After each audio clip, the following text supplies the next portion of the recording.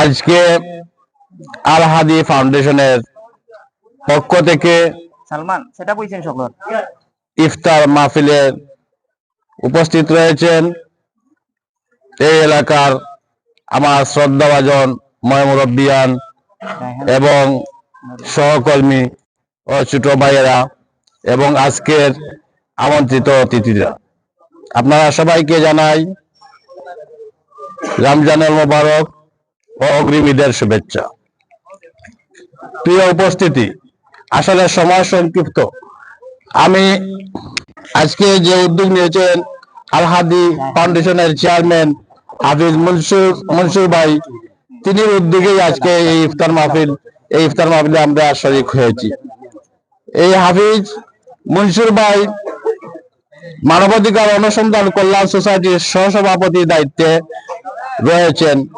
উনি বিভিন্ন সামাজিক কর্মকাণ্ডে জড়িত রয়েছেন, ওনার ব্যবসা প্রতিষ্ঠানও রয়েছে। আমরা যতটুকু জানি, উনি দীর্ঘদিন থেকে সামাজিক এবং সাংস্কৃতিক সব মিলিয়ে উনার যে কার্যক্রম, সেই কার্যক্রম কিন্তু অব্যাহত রেখে আসছেন। তিনি জেনেছি আগামী এই সিটি নির্বাচনে কাউন্সিলর প্রার্থী। আমি মনে করি যদি হাফিজ মনসুর ভাই এই ৩৬ নং ওয়ার্ডের কাউন্সিলর প্রার্থী হিসাবে যে কার্যক্রম চালিয়ে যাচ্ছেন দীর্ঘ প্রায় ২ বছর থেকে, তিনি এই কার্যক্রমের যে ধারাবাহিকতা সেটা লক্ষ্য করে আমি দেখেছি এই কাউন্সিলর প্রার্থী যারা রয়েছেন তাদের কার্যক্রমের ধারাবাহিকতা, উনার ধারাবাহিকতা অনেক ব্যতিক্রম রয়েছে।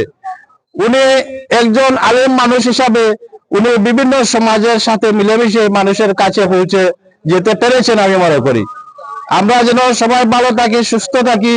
আর যদি হাফিজ মনসুর ভাইকে আপনারা যোগ্য মনে করেন তাহলে আপনারা ওনার দিকে খেয়াল রাখবেন, ওনার প্রতি মায়া স্নেহ মমতা রাখবেন, এই আশাবাদ ব্যক্ত করেই আমি বক্তব্য এখানে সমাপ্তি করলাম। আসসালামু আলাইকুম ওয়া রাহমাতুল্লাহি ওয়া বারাকাতুহু।